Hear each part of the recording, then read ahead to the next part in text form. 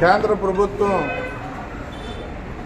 విద్యను ప్రోత్సహించాలి, దేశానికి మంచి భవిష్యత్తునిచ్చే విద్యార్థులకి బాసటగా నిలబడాలన్న ఒక మహాసంకల్పంతో పిఎంశ్రీ అని ఒక మంచి సపోర్టింగ్ సిస్టంతో ముందుకు వచ్చి ఈ రాష్ట్రంలో 26 స్కూల్స్లో అలాగే కేంద్రంలో కూడా రాష్ట్ర వ్యాప్తంగా దేశవ్యాప్తంగా కూడా అన్ని స్కూల్లో కూడా ఈరోజు ఎడ్యుకేషన్ మినిస్టర్ కేంద్ర మంత్రి ధర్మేంద్ర ప్రధాన్ గారి చేతుల మీదుగా వర్చువల్ ఓపెనింగ్ ఉంది.